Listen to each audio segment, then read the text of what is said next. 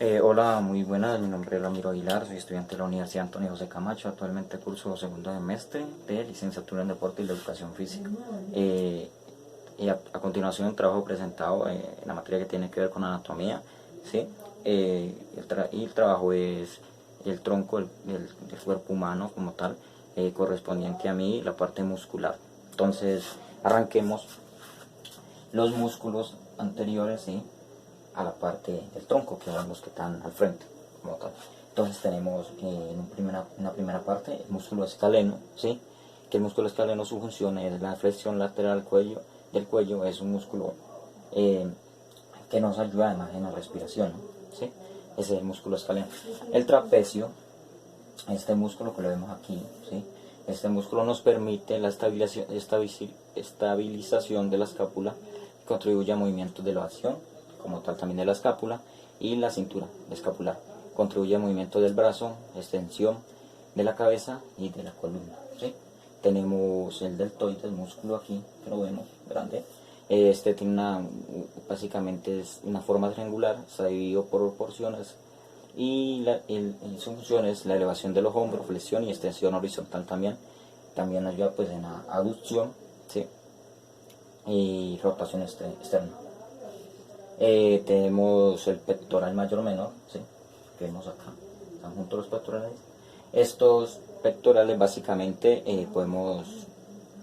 nos ayuda en la rotación y nos ayuda mediante la parte medial del hombro, desde la flexión y aducción del hombro como tal. Tenemos los músculos serranos, que son estos que vemos aquí, ¿sí?, pegados a las costillas.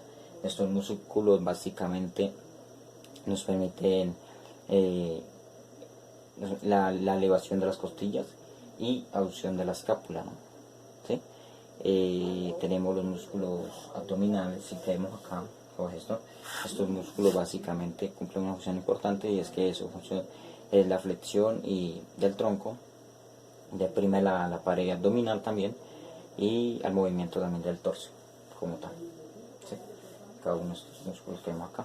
Tenemos los músculos del transverso abdominal, que es ¿sí? Este es el músculo estabilizador de la columna, ¿sí? Es un compresor de las vísceras del abdomen, ¿sí? Está muy rígido aquí, pegado al abdomen, en la parte inferior. Tenemos la parte del músculo piramidal, que es un músculo pequeño pegado acá abajo a la parte inferior del abdomen, y también contribuye a, mucha estabilidad en cuanto a lo que tiene que ver con la parte visceral, los órganos internos, además de ciertos movimientos del tronco. Tenemos también la parte del músculos intercostales. Son músculos que están, como el nombre lo dice, intercostillas básicamente.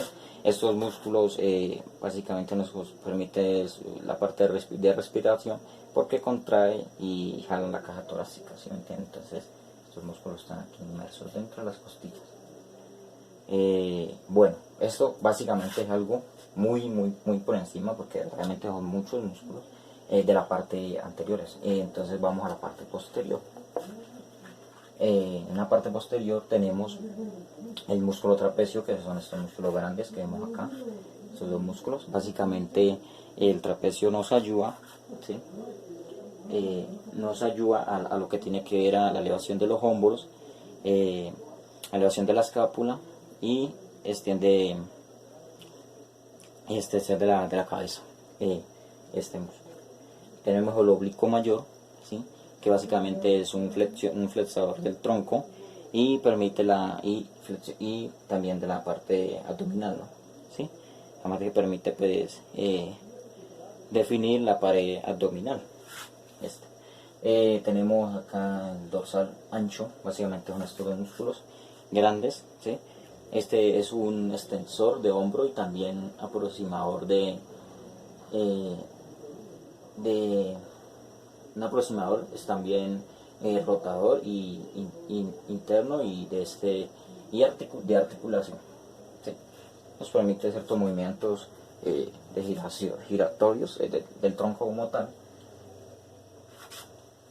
Y tenemos lo que es el romboideo mayor, ¿sí? Este básicamente nos ayuda a mantener la escápula y a mantener el antebrazo rígido, ¿sí? Por la extensión de la escápula como tal. Entonces, en cuanto al romboideo mayor, tenemos la parte de redonda de mayor y menor, que son músculos que nos permiten, aquí está, músculo que nos permite la retroversión, ¿sí? De movimientos hacia otros, hacia abajo, hacia, así como también la parte de la rotación interna, ¿no? Del brazo, ¿sí? Esto en cuanto a la parte del músculo redondo. Tenemos el infraespinoso, ¿sí? Este músculo nos permite, su función es la rotación externa, ¿sí? La rotación nos permite una rotación externa del brazo como tal y entre otros movimientos que podemos encontrar. Acá vemos un músculo que básicamente es del cuello, pero eso para la parte que se llama esternocleidomastoideo, que básicamente nos ayuda mucho a muchos movimientos del cuello y en cierta medida pues permite flexión, extensión del cuello como tal. Algo superficial, pero con la imagen pues enriquecemos y podemos entender rápidamente. Ahora eh, de un aproximador es también rotador y interno y de articulación, ¿sí? Nos permite ciertos movimientos de giratorios del tronco como tal. Y tenemos lo que es el romboideo mayor, ¿sí?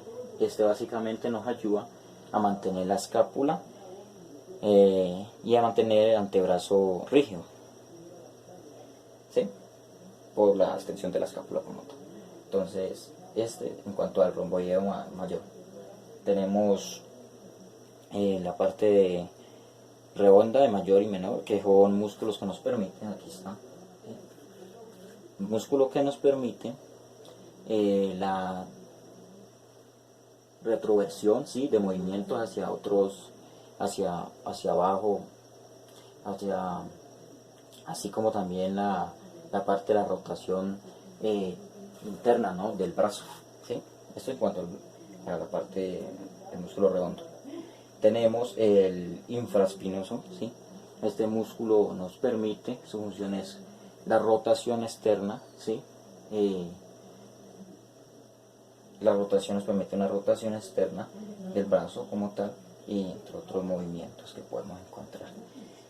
Acá vemos un músculo que básicamente es del cuello, pero eso para la parte que se llama esternocleidomastoideo, que básicamente nos ayuda mucho a muchos movimientos del cuello y en cierta medida pues permite flexión, extensión del cuello como tal.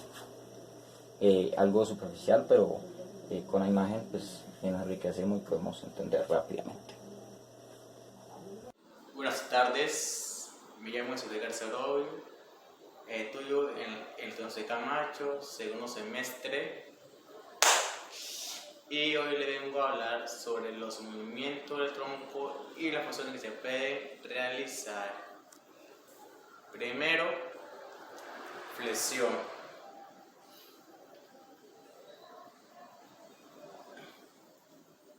Segundo, rotación. Izquierda, intermedia y rotación derecha.